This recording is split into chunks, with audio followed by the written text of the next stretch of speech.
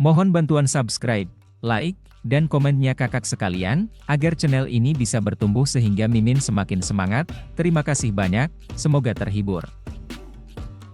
Bab 31.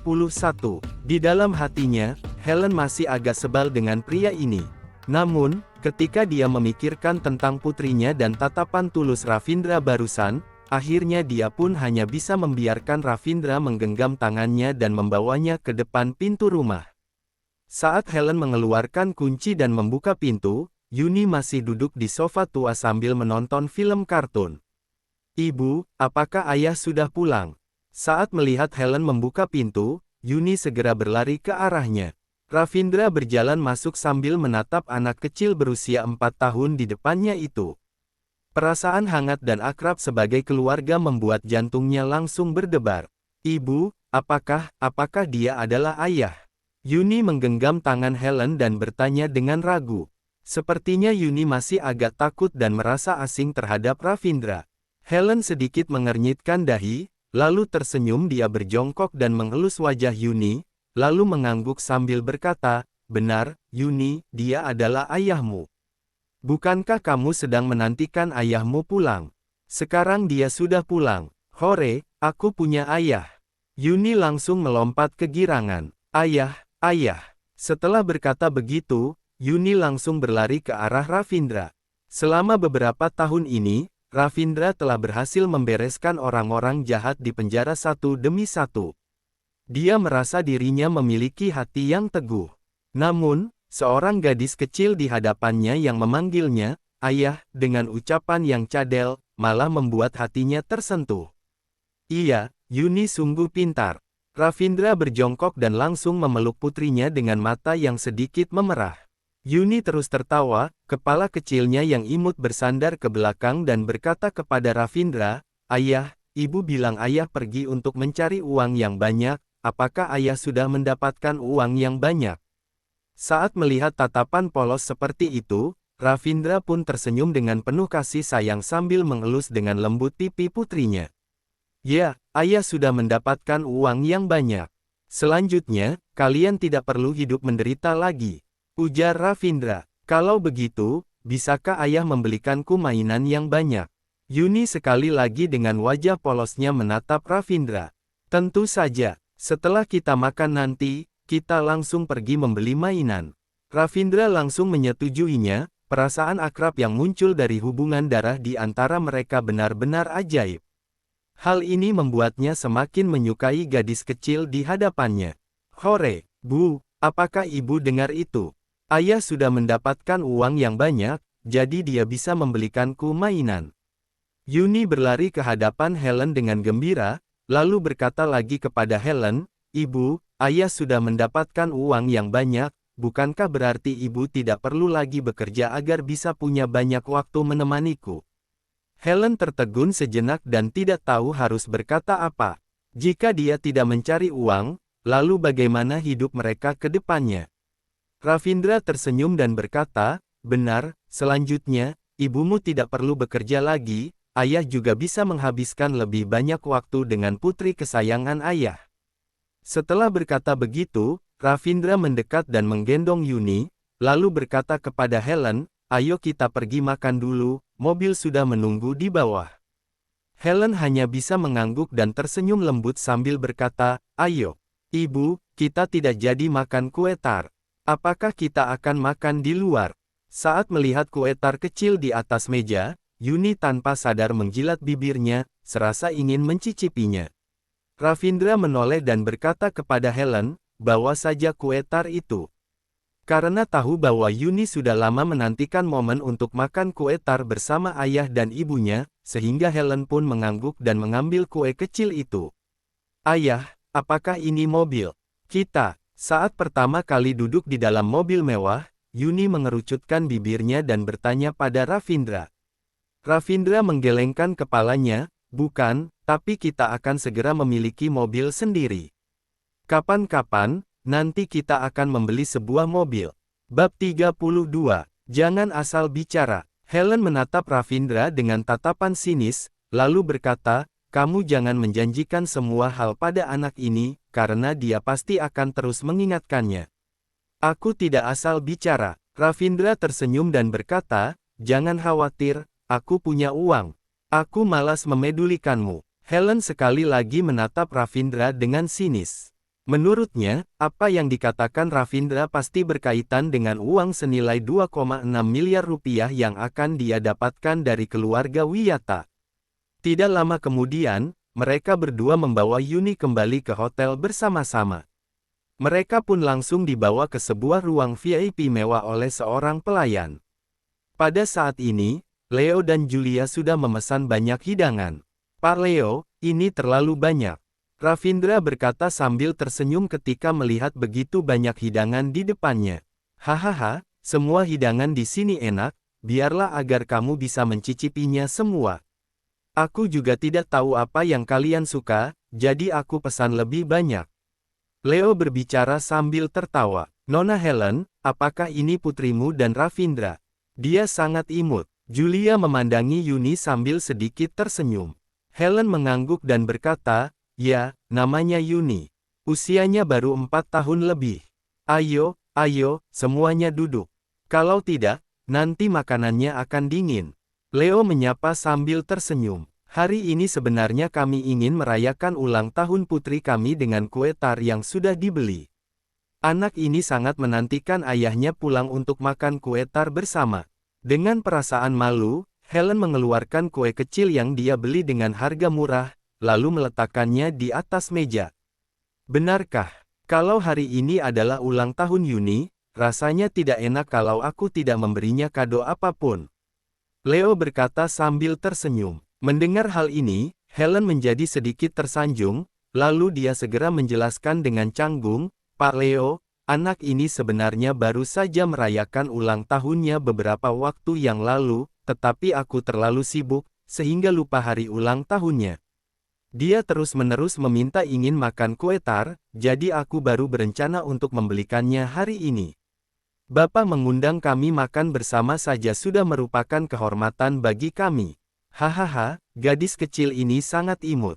Tidak peduli apakah dia sudah merayakan ulang tahunnya atau belum, aku harus memberikan kado kepada kalian. Leo tertawa lagi, lalu mengeluarkan sebuah kunci dan meletakkannya di depan Helen sambil berkata, aku ada sebuah rumah di daerah Lohe, biasanya rumah itu kosong dan tidak ada orang yang tinggal di sana. Suasananya sangat tenang, cocok untuk orang tua Pak Ravindra menikmati hari tua. Setelah melirik kunci itu, Helen buru-buru mengembalikannya sambil berkata, Pak Leo, kami tidak berani menerima kunci ini terlalu mahal. Helen sangat menyadari bahwa itu adalah kunci Villa Lohe. Wilayah itu bisa dianggap sebagai kompleks yang sangat bagus, terletak di kaki bukit dengan pemandangan yang sangat indah. Bahkan keluarga Sentosa pun tidak bisa tinggal di sana karena semua villa di sana sudah terjual habis. Sebenarnya bukan karena keluarga Sentosa tidak mampu membelinya, tetapi jumlah villa di sana memang terbatas. Pada saat villa-villa di sana mulai dijual, keluarga Sentosa masih merupakan pengusaha biasa, sehingga waktu itu mereka belum mampu membelinya. Sekarang, keluarga Sentosa sudah mampu membeli villa di sana. Sayangnya, tidak ada satupun keluarga terhormat yang bersedia menjualnya. Leo sekali lagi mendorong kunci itu dan meletakkannya di depan Helen, lalu berkata dengan serius, Pak Ravindra telah menyelamatkan nyawaku. Aku berencana untuk memberikan villa ini kepada kalian. Aku tahu, Pak Ravindra tidak akan menerima uang, mungkin karena kesannya terlalu norak. Jadi lebih baik aku berikan rumah ini kepada Pak Ravindra. Ravindra pun berpikir sejenak. Orang tuanya memang tidak bisa terus tinggal di rumah yang kemasukan air ketika hujan. Selain itu, istri dan putrinya juga tidak bisa tinggal di rumah kontrakan yang usang itu. Sedangkan untuk membeli rumah sendiri juga perlu memakan waktu lagi. Ini, petik 2. Helen mengernyitkan dahi sambil menatap Ravindra dengan ekspresi memohon. Ravindra pun tersenyum, lalu mengambil kunci itu dan memasukkannya ke dalam sakunya sambil berkata, kalau begitu, terima kasih banyak, Pak Leo. Hadiah yang kamu berikan ini benar-benar luar biasa. Bab 33. Helen sedikit tercengang. Wajahnya benar-benar tampak terkejut. Dia sebenarnya berharap Ravindra akan menolak tawaran Leo. Bagaimanapun, hari ini dia bisa duduk di sini dan makan bersama Leo, itu semua berkat Ravindra. Tidak disangka, ternyata Ravindra malah langsung memasukkan kunci ke dalam sakunya. Hahaha, baguslah. Saat melihat Ravindra akhirnya menerima kunci itu, Leo pun tersenyum lebar, lalu dia segera berkata kepada Yuni, Yuni, kakek Leo juga ingin makan kue tar, bisakah kamu membagikan kuemu kepada kakek Leo? Boleh, Yuni berkata sambil tersenyum. Helen segera membuka kotak kue tar itu, kemudian meminta Yuni untuk memotongnya menjadi beberapa potong untuk disajikan kepada semua orang. Anak ini benar-benar imut dan pintar. Saat menatap Yuni yang ada di hadapannya, Julia pun tidak tahan ingin membelai kepala Yuni dengan lembut. Tante, makanlah kue tarnya. Yuni tersenyum, lalu berlari kembali ke tempat duduknya. Oke, ayo makan kue tar dulu. Leo menganggukkan kepala sambil tersenyum. Setelah memakan sepotong kue tar, dia pun berkata dengan emosional, sejujurnya, aku sudah bertahun-tahun tidak makan kue tar. Sekarang hari ulang tahun selalu dirayakan dengan hidangan mewah yang penuh dengan berbagai macam makanan. Kue tar semacam ini sudah jarang sekali aku makan. Kalau begitu, kakek harus makan lebih banyak. Julia berkata sambil tersenyum. Hahaha, Leo pun tertawa terbahak-bahak. Mari, terima kasih atas bantuan Pak Ravindra hari ini. Kalau tidak, mungkin nyawaku tidak akan terselamatkan. Kemudian, Leo mengangkat gelasnya dan menghadap ke arah Ravindra. Helen juga mengangkat gelasnya, tetapi dia merasa sedikit bingung. Oh ya, Pak Leo, kapan tepatnya Ravindra menyelamatkan nyawa Pak Leo? Bukankah Ravindra baru saja keluar? Apakah kalian telah lama saling mengenal? Julia yang berada di samping pun menjelaskan kejadian hari ini kepada Helen, lalu berkata sambil tersenyum, Pak Ravindra benar-benar dokter yang luar biasa, bahkan para ahli di rumah sakit juga mengakuinya. Benar-benar luar biasa, hehehe, itu bukan masalah besar. Bab 34. Ravindra sedikit tersenyum, lalu bersulang dengan semua orang dan meneguk abis anggur merah di dalam gelas. Pada saat ini, anggota keluarga Sentosa sudah kembali ke rumah. Begitu turun dari mobil, Lydia, si nyonya besar, bertanya kepada Ersa yang ada di sebelahnya, Ersa, seberapa banyak yang kalian ketahui tentang Ravindra? Bagaimana dia bisa mengenal orang seperti Pak Leo? Selain itu, Pak Leo juga memanggilnya Tuan Ravindra. Dari panggilan ini, terlihat sepertinya Pak Leo sangat menghormatinya. Ersa tiba-tiba tersenyum, canggung dan berkata, Ibu, bagaimana kami bisa tahu? Sebelumnya Helen menolak untuk mengatakan siapa ayahnya Yuni. Kami bahkan tidak tahu bahwa dia adalah orang yang memukul Lukas 5 tahun yang lalu. Hari ini kami juga baru tahu bahwa ayahnya Yuni ternyata pernah dipenjara. Lydia mengerutkan keningnya, lalu melirik Ersa dan Semi sambil berkata, kalian juga tahu bahwa suatu aturan dibuat bertujuan untuk mengikat orang yang lemah. Waktu itu, Ravindra bisa dijebloskan ke dalam penjara, itu berarti bahwa Ravindra saat itu hanyalah orang biasa yang tidak memiliki uang dan kekuasaan. Sekarang Pak Leo bahkan melindunginya, sepertinya Ravindra tidak sesederhana penampilannya. Dia pasti memiliki kelebihan tertentu yang tidak dimiliki orang lain. Semi sepertinya juga mengerti bahwa ada maksud tersembunyi dari perkataan Lydia, sehingga dia pun segera bertanya pada Lydia, Ibu, apa maksud Ibu? Lydia berpikir sejenak, lalu berkata, masalah ini sudah berlalu bertahun-tahun. Menurutku, lebih baik kalian meminta Helen dan keluarganya agar pindah kemari. Keluarga Sentosa masih mampu menghidupi mereka bertiga. Saat mendengar hal ini, Semi pun merasa sangat senang, sehingga dia segera berkata kepada Lydia, Ibu, maksud Ibu tidak mempermasalahkan lagi kejadian yang telah terjadi sebelumnya. Jadi Ibu akan meminta Ravindra, Yuni, dan Helen untuk pindah kemari dan tinggal di villa kita.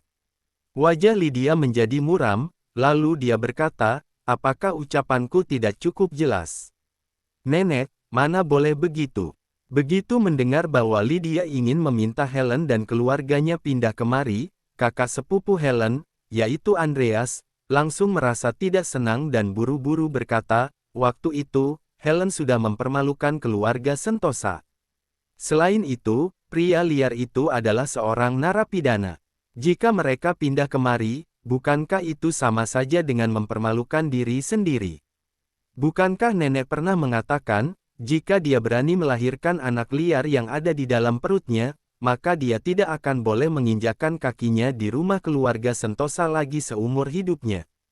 Lydia mengerutkan keningnya sambil berkata, waktu itu aku berkata begitu hanya karena kemarahan sesaat, dan perkataanku itu bertujuan untuk mendesaknya agar menggugurkan anak itu. Sekarang anak itu sudah besar, masalah ini juga sudah berlalu bertahun-tahun. Kalau mau dibilang mempermalukan diri, bukankah sejak dulu keluarga kita sudah menanggung malu akibat hal ini? Memangnya kita mau apa lagi? Kita tidak mungkin memasukkan kembali anak itu ke dalam kandungannya, kan? Aku rasa Ravindra mungkin memiliki suatu kemampuan. Suruhlah mereka pindah kemari dulu. Nanti baru kita cari tahu apa hubungannya dengan Pak Leo, sampai-sampai Pak Leo bisa mengundangnya makan. Semi sebenarnya juga menyayangi putrinya, tetapi dia tidak berani membantah ketika ibunya mengusir Helen. Ditambah lagi dengan temperamen Ersa, Semi pun bahkan sampai tidak berani pergi menengok Helen dan Yuni. Namun, Semi pernah diam-diam pergi mengunjungi mereka beberapa kali secara langsung dan memberikan sejumlah uang simpanannya kepada Helen. Sekarang Semi mendengar bahwa Lydia menyuruh putrinya beserta keluarganya untuk pindah kemari, tentu saja dia sangat senang. Dia pun segera tersenyum dan berkata, baik, ibu memang bijaksana. Helen sudah hidup susah selama bertahun-tahun, dia juga pasti sudah menyadari kesalahannya.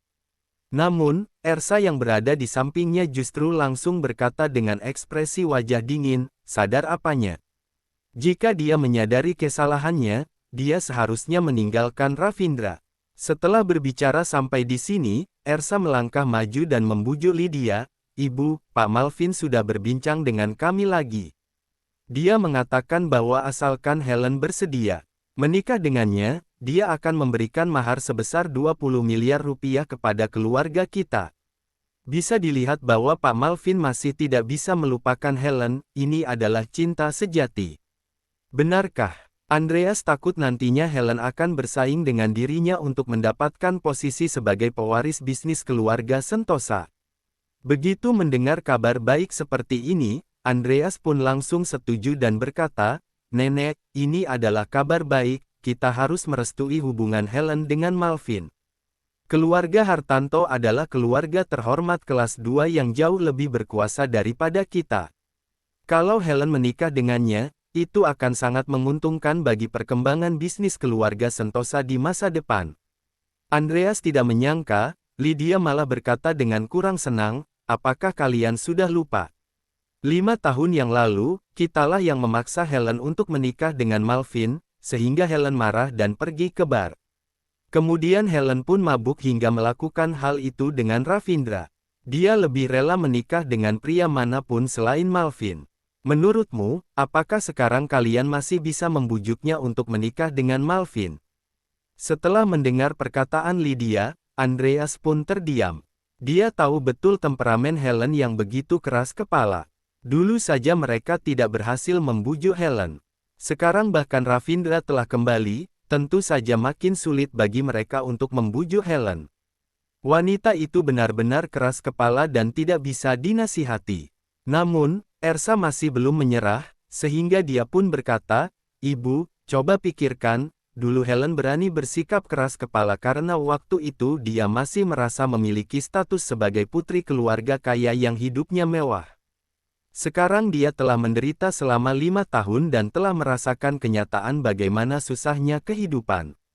Aku yakin, jika aku pergi membujuknya baik-baik, mungkin dia akan menyetujuinya. Bab 35. Setelah berpikir sejenak, Lydia berkata, mahar 20 miliar rupiah sebenarnya bukan apa-apa, keluarga kita juga tidak kekurangan uang. Yang terpenting adalah hubungan kita dengan keluarga Hartanto. Kalau Helen bisa menikah dengan Malvin, itu memang bagus. Benar, memang seperti itu. Mata Ersa langsung berbinar-binar. Perlu diketahui, setelah Helen diusir dari keluarga Sentosa, semua rekening tabungan dan kartu debit Helen sudah ditarik oleh keluarga Sentosa. Meskipun Ersa, Semi, dan Macy masih tinggal di rumah keluarga Sentosa, tetapi mereka selalu ditekan oleh Andreas. Semi tidak cukup kompeten, sehingga hanya bisa bekerja di gudang perusahaan. Pada dasarnya, gajinya memang tidak tinggi, tetapi gajinya malah diturunkan lagi oleh Andreas. Bahkan Andreas sering mencari berbagai alasan untuk memotong gajinya, jadi uang yang dia dapatkan tidaklah banyak. Sedangkan Ersa tidak bekerja. Di waktu senggang, dia sering mencari teman-temannya untuk bermain kartu atau semacamnya. Macy baru saja lulus dari universitas dan belum menemukan pekerjaan yang cocok. Ditambah lagi, ketika dulu Helen menjadi manajer umum di perusahaan keluarganya tidak kekurangan uang dan bisa hidup enak. Bagaimana mungkin Macy tertarik dengan pekerjaan yang biasa-biasa saja? Tanpa penghasilan dari Helen, kehidupan mereka sekeluarga langsung menjadi susah. Mobil yang awalnya disediakan oleh perusahaan pun, diambil oleh Andreas. Mereka selalu dipermalukan orang di mana-mana hingga harus memendam amarah setiap harinya. Sekarang Ersa pun hanya mengincar mahar 20 miliar rupiah itu. Jika uang itu sudah ada di tangannya, kehidupan keluarga mereka pun akan membaik. Tentu saja keluarga Sentosa masih memberikan tunjangan hidup kepada para anggota keluarga Sentosa setiap bulannya, tetapi jumlahnya hanya beberapa juta rupiah saja. Bagi Ersa dan yang lainnya yang terbiasa hidup boros sebelumnya, itu tidaklah cukup untuk membeli tas yang bagus. Perlu diketahui, ketika Helen menjadi manajer umum, tunjangan yang bisa mereka nikmati setiap bulannya adalah sebesar 200 juta rupiah. Selain itu, gaji Helen juga tidak rendah, yaitu mencapai ratusan juta rupiah per bulan. Setelah Helen diusir, rekening banknya dibekukan dan uangnya diambil oleh perusahaan, kehidupan Ersa dan yang lainnya bagaikan terjatuh dari langit ke bumi.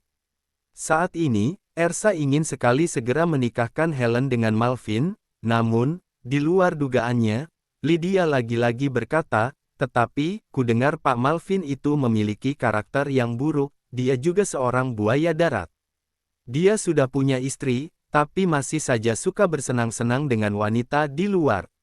Sekarang kita masih belum tahu ada apa sebenarnya di antara Ravindra dan Pak Leo, jadi aku rasa kita harus membujuk Ravindra dan Helen untuk pindah kemari dan tinggal bersama kita dulu." Setelah mendengar hal ini, Ersa menjadi cemas, lalu dia segera berkata, "Ibu, Pak Leo hanya mengundang Ravindra untuk makan bersama, memangnya seberapa baik hubungan mereka? Selain itu, dia hanya seorang narapidana, keuntungan apa yang bisa kita dapatkan dari dirinya?" Raut wajah Lydia menjadi masam, lalu dia balik bertanya, "Kalau begitu, lalu kenapa Pak Leo tidak mengundang kita untuk makan bersama, tapi malah mengundang Ravindra?" Ersa sudah membuka mulutnya dan hendak berbicara, tetapi dia tidak bisa membantah. Larry mengerutkan keningnya. Setelah terpikirkan sesuatu, dia pun bertanya kepada Lydia, "Ibu, jangan-jangan maksud Ibu adalah ingin agar kita bisa menggarap proyek kota Yaris dengan memanfaatkan hubungan antara Ravindra dan Pak Leo?"